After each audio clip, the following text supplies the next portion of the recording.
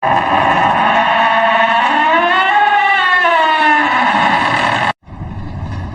Welcome. Miss.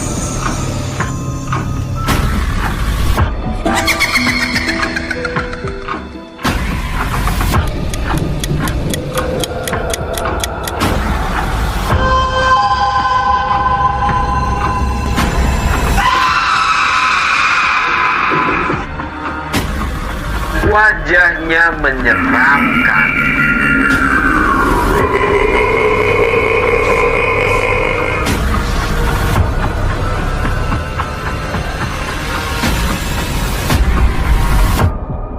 Misteri.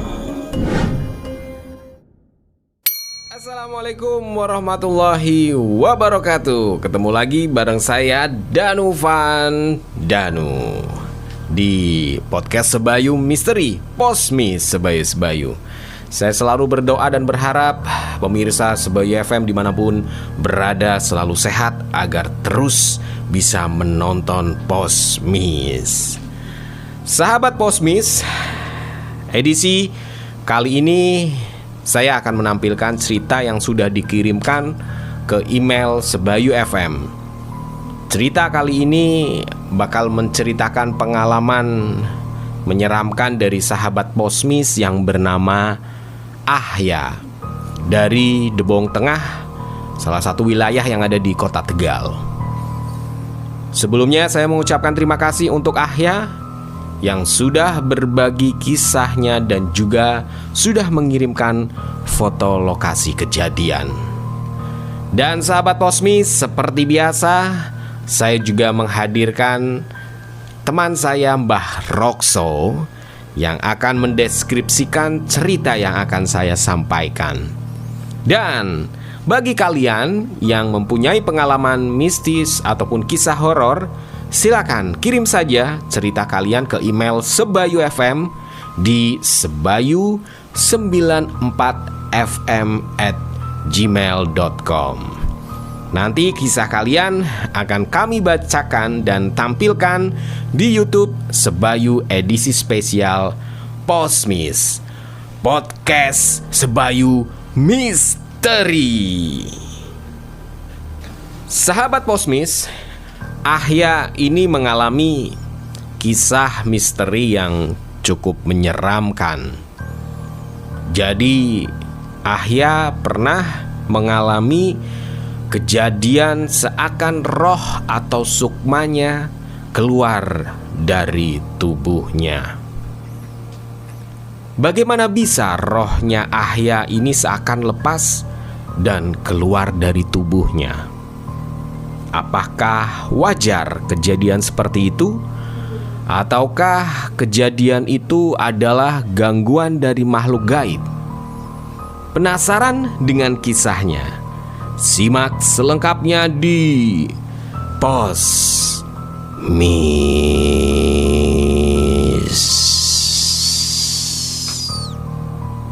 Sebenarnya kejadian ini sudah cukup lama, tetapi Ahya masih bisa mengingatnya dengan jelas karena ini adalah kejadian yang cukup aneh baginya. Saat itu Ahya sedang tidur siang. Rutinitas tidur siang ini selalu Ahya lakukan saat sedang libur kerja. Saat itu rasanya antara mimpi dan nyata.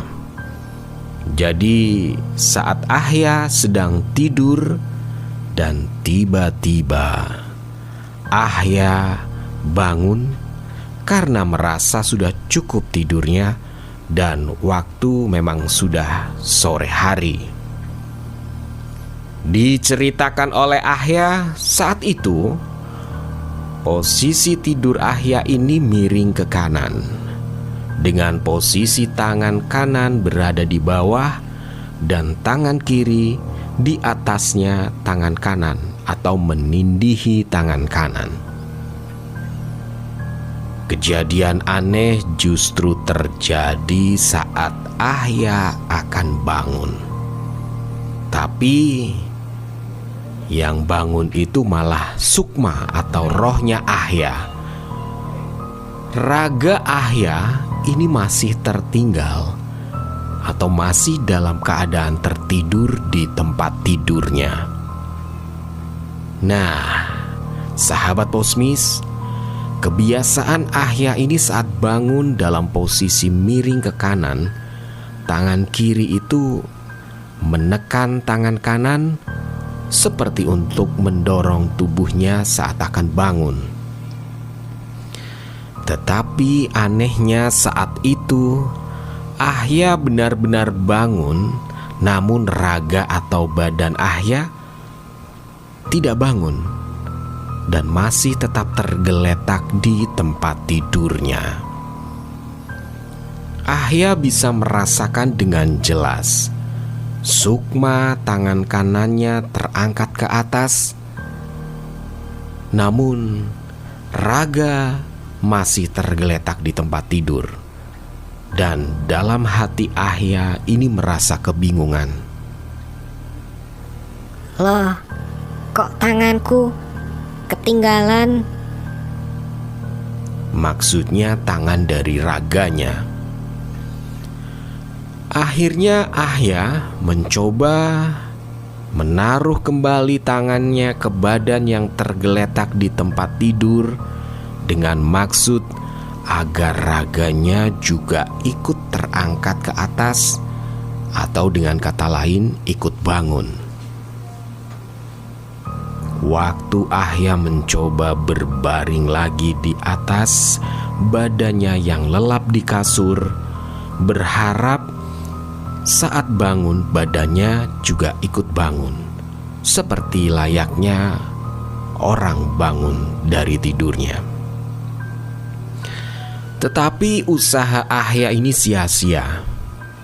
Dia bangkit lagi dengan merasakan tubuhnya menjadi sangat ringan dan badannya atau raganya masih atau tetap saja tergeletak dengan posisi yang sama di atas kasurnya. Sahabat Posmis, perasaan Ahya sudah mulai tidak karuan. Ia panik bukan main. Ini bukan mimpi, benar-benar sangat nyata kejadiannya. Ahya merasa apakah ini yang namanya mati? Apakah pisahnya sukma dari raga adalah sebuah kematian? Tapi ia merasa tidak melihat malaikat pencabut nyawa. Bahkan Ahya sempat menunggu dan mencari sosok lain selain dirinya yang ada di kamar itu. Tetapi nihil. Yang ada hanya raganya yang terbaring di tempat tidur, dan sukmanya masih tetap melayang-layang ringan di atasnya. Sahabat Posmis, kejadian ini berlangsung lama hingga Ahya berusaha untuk tetap membangunkan badannya dengan berbagai cara. Ahya berpikir bagaimana cara menyatukan sukma dan raganya kembali. Bahkan Ahya sangat panik dan sempat berpikir bagaimana kalau raga dan sukmanya tidak mau menyatu kembali. Saat sedang panik-paniknya, tiba-tiba Ahya ini mendapatkan ide. Aku mesti mengagetkan diriku sendiri nih. Bagaimanapun caranya, aku harus kaget dan aku mesti kaget agar bisa bangun. Dan alhamdulillahnya, ternyata cara itu berhasil. Ahya bisa bangun dan mengagetkan dirinya sendiri, berusaha untuk menggerakkan kakinya agar bisa menendang pintu kamar untuk meyakinkan dirinya bahwa ia sudah nyata-nyatanya bangun tidur. Ia memang benar-benar bangun saat itu. Hingga pada malam harinya, Ahya ini tidak bisa tidur karena merasa benar-benar takut jika kejadian seperti tadi ini terulang kembali. Roh Ahya tidak bisa kembali lagi karena jika tidur malam pasti keadaannya lebih gelap. Beberapa harinya, si Ahya ini menceritakan kejadian yang ia alami kepada temannya yang bernama Sri Rahayu. Sri Rahayu ini salah satu teman Ahya yang indigo. Dan menurut Rahayu, apa yang dialami Ahya itu adalah astral projection. Sahabat Posmis, bahkan sampai sekarang pun, saat Ahya tertidur, ia masih sering merasakan seperti itu. Ada sesuatu dari badannya yang seakan-akan mau keluar. Dan pernah juga saat Ahya ingin mengikuti sukmanya yang akan keluar dari raganya, ini seakan-akan seperti bablas atau lepas begitu saja. Namun ia mengurungkan hingga merasa seperti ditarik kembali ke raganya. Dan saat Ahya menceritakan kembali kepada temannya, katanya si Ahya ini memang akan mengalami astral projection lagi. Tapi bukan atas kemauan Ahya sendiri, melainkan ada sosok yang iseng untuk menarik sukma Ahya.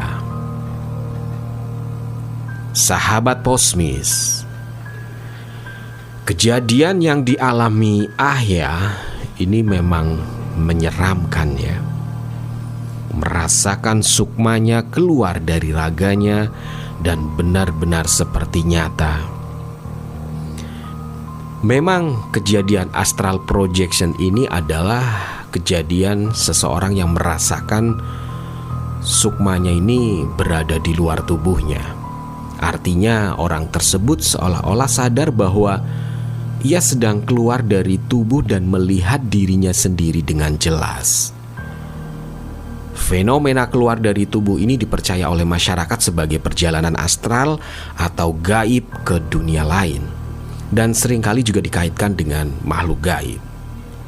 Nah, sahabat Posmis, kita akan membahasnya juga bersama Mbah Rokso tentang kejadian yang dialami Ahya. Apakah astral projection ada hubungannya juga dengan makhluk gaib yang usil atau iseng menarik sukma Ahya? Kita akan simak seperti apa penjelasan dari Mbah Rokso. Mbah Rokso, untuk deskripsi dari cerita Ahya ini seperti apa Mbah Rokso? Iya. Jadi pertama memasuki kamar Ahya ya. Kamar Ahya, jadi ada semacam dimensi gaib yang terbuka di situ, berarti di belakang kaki. Kalau orang tidur berarti di belakang kaki orang yang tidur.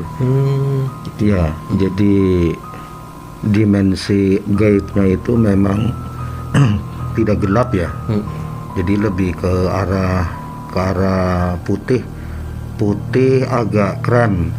Putih agak krem, dan di situ saya melihat ada perempuan yang duduk. Awal melihat Rokso ya, melihat perempuan yang duduk ya. Perempuan yang duduk ini, tapi sosoknya gelap. Jadi saya tidak bisa melihat secara detail ya.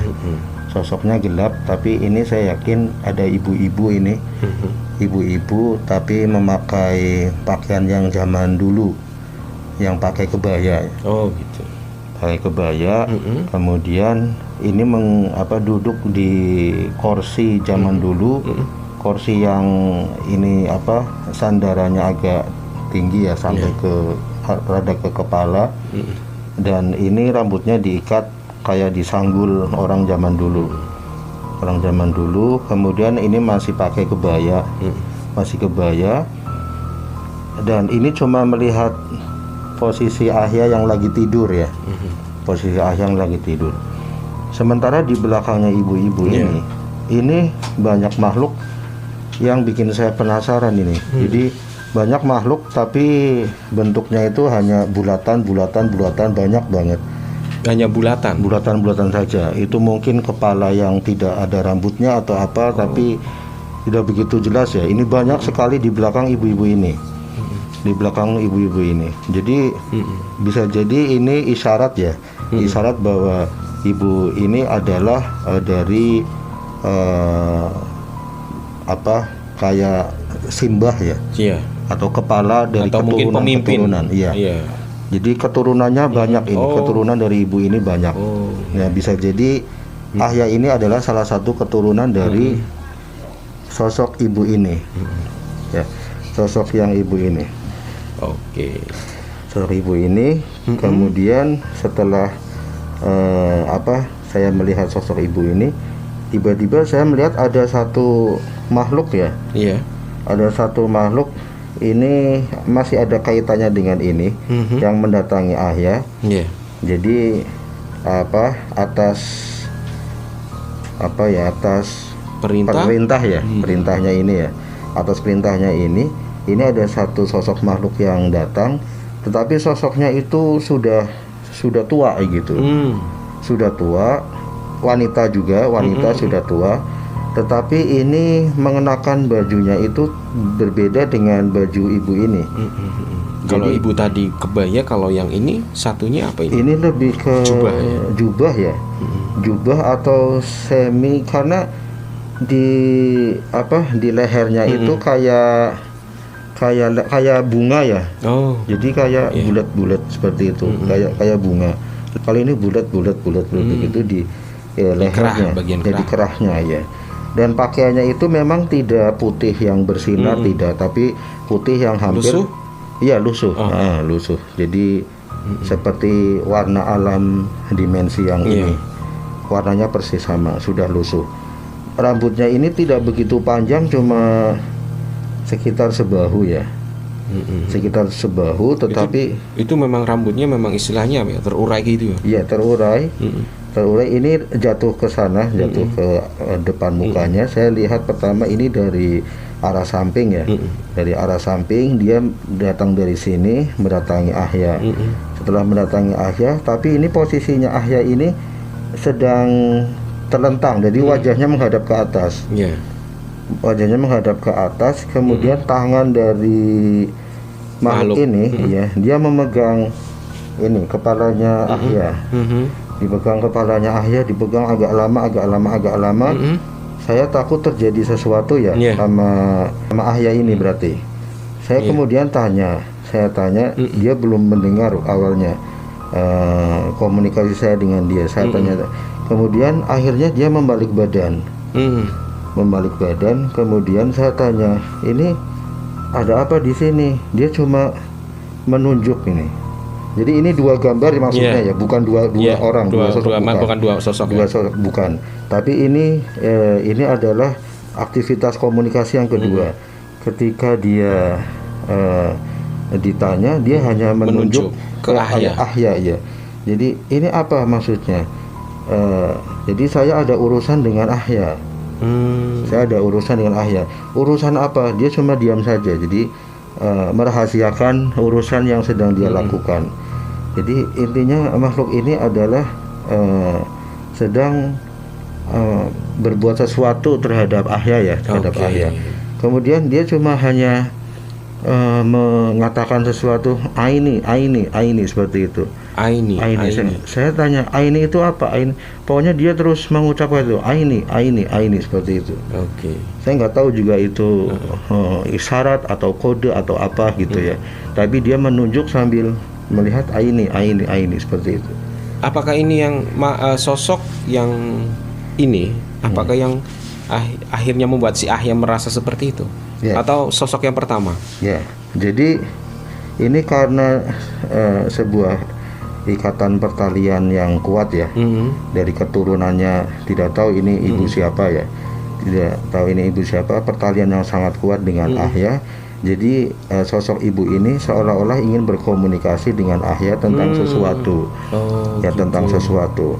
Mungkin ibu ini ingin bisa berkomunikasi secara apa ya? Zohir. Iya, secara zohir gitu ya, langsung antara dua alam, antara keturunannya ibu ini dengan Ahya. Iya. Tetapi ibu ini karena sebagai pemimpin, jadi dia hanya mengutus salah satu keturunannya ya, yang makhluk ini. Ini sudah tua sekali memang, dan rambutnya ini memang tidak terurus ya, tidak terus, enggak menakutkan enggak, cuman ini hanya tua saja, tua saja dan lebih rambutnya tidak keriput terurus. ya. Iya, lebih ke keriput seperti ini.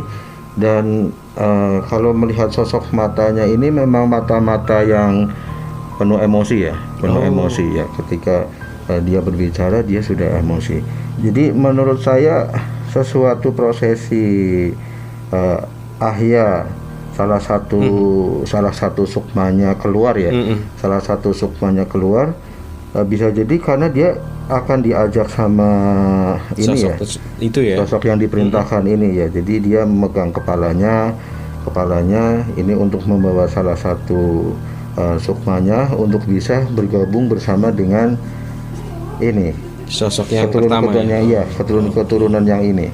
Jadi ketika sukma Ahya, salah satu sukma Ahya ini sudah lepas, kemudian dia bergabung di sini, bisa jadi Ahya ini akhirnya kalau di dunia fisiknya jadi kayak orang apa ya, orang linglung. Ya? Orang linglung. Jadi dia mengingat sesuatu tapi sering terputus karena sukma yang lebih kuat terbawa di alamnya ini. Ya, jadi bisa jadi nanti dia tetap hidup, tetap bisa makan, tetap bisa minum, aktivitas seperti biasa. Cuma istilahnya pikirannya itu sudah di alam ini, kayak gitu. Di alam ini. Jadi di alam dimensi gaib ini. Jadi pikirannya dia akan melihat makhluk-makhluk yang seperti ini, seperti itu. Dia berkomunikasi, ngobrol tetapi sama makhluk ini. Tapi kalau kita lihat Ahya, dia sedang kayak bicara sendiri gitu ya. Ya. Kalau Ahya ini takut dengan kejadian yang seperti ini, maka akan terjadi pemberontakan antara sukma-sukma yang ada di jasadnya Ahya yang sedang berusaha masuk ke sini. Ya, kalau itu tidak ada pembimbingnya, tidak ada motivasi atau bantuan dari temannya seperti itu, nanti bisa jadi akhirnya dia hidupnya terganggu gitu. Berarti ini istilahnya juga bisa membahayakan ya, atau istilahnya apa yang harus dilakukan Ahya istilahnya untuk membentengi agar kejadian-kejadian itu tidak menimpanya kembali, Mbah. Ya, yang jelas Ahya butuh bantuan dari orang-orang dekatnya Ahya ya. Orang-orang dekatnya Ahya seperti keluarganya, kemudian teman-temannya seperti itu. Maksudnya dengan berkomunikasi sering dengan keluarga, maka pikiran-pikiran ketika dia memikirkan fenomena astral projection itu akan hilang seperti itu. Dengan pikiran yang seperti itu, maka sukmanya itu akan semakin mendekat ke jasadnya Ahya lagi, semakin kuat ikatannya.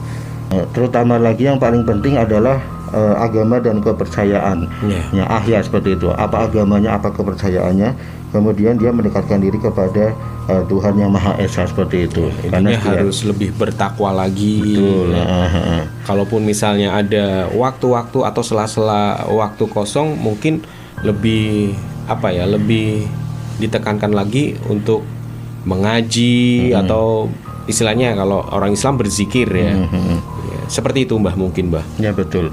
Jadi kalaupun Ahya ini adalah sosok muslimah begitu ya, sosok muslimah, jadi yang pertama dilakukan adalah memperbaharui syahadatnya dulu, syahadatnya diperbarui kalau bisa setiap waktu ya. Ketika kita pikirannya sudah merasa melenceng seperti itu, kita istighfar, kita syahadat, kemudian istighfar syahadat, Kemudian supaya yang terjadi adalah pikiran kita tidak buruk sangka ya, tidak buruk sangka dengan kejadian-kejadian yang menimpa diri kita. Karena kejadian-kejadian seperti ini pun kalau misalnya kita bisa mengendalikannya, kita bisa memprosesnya dengan baik, tentunya dengan bimbingan dari orang yang ahli di dalamnya, kemudian dengan panduan, kemudian dengan iman ya, iman jadi keyakinan apa yang kuat.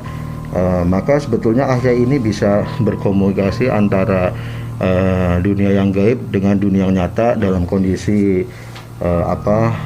fisiknya ini layaknya orang normal seperti itu. Ya, tapi kalau bimbingannya salah, dia nanti bisa larinya ke dunia-dunia gelap gitu ya. Dunia gelap, dia nanti malah ketemu sama yang aneh-aneh yang mencelakakan manusia gitu. Nah, jadi intinya adalah yang dilakukan ahya semakin mengenali dirinya ahya sendiri kayak gitu. Karena sebetulnya kemampuan manusia kan bisa di luar batas ya kalau dia bisa mengolah dirinya sendiri seperti itu dengan bimbingan yang tepat kayak gitu. Oke. Kalau melihat sosok-sosok yang Mbah Rokso gambarkan, ada sosok perempuan tua dan seperti pengikut-pengikutnya. Apakah ini ada kaitannya juga Mbah dengan leluhur-leluhurnya ahya mungkin Mbah? Ya, jadi ketika kita hidup di dunia, kita itu sering diingatkan untuk berbakti kepada orang tua gitu ya. Baik orang tua sudah meninggal atau saat masih hidup begitu. Kalau yang sudah meninggal otomatis kita doakan beliau, orang tua kita gitu kan. Ketika prosesi kita mendoakan, otomatis doa kita terjauh sampai di sana. Jadi ada salah satu ikatan yang kuat antara alam kita di dunia sebagai anak yang masih hidup dengan alam leluhur kita yang ada di alam sana yang sudah meninggal dunia.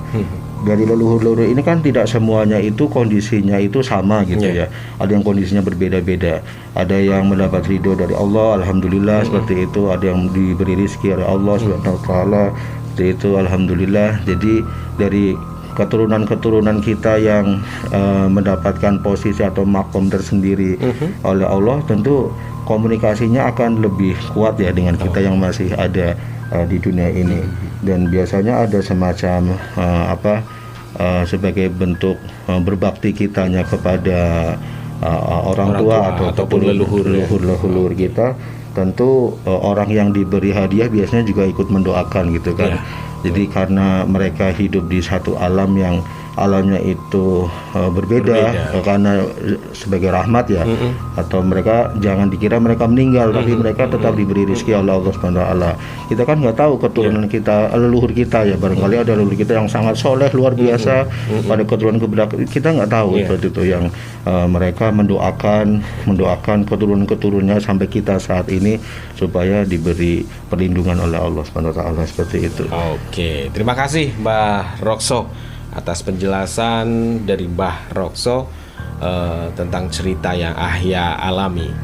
Sahabat Posmis, demikian penjelasan dari Mbah Rokso mengakhiri cerita yang saya sampaikan, yaitu cerita dari ahya. Untuk sahabat Posmis yang ingin menceritakan atau berbagi kisah horornya, kisah mistisnya, kirimkan saja ke email sebayufm di sebayu94fm@gmail.com. Nantikan kisah mistis dan horor selanjutnya, dan terus saksikan Posmis.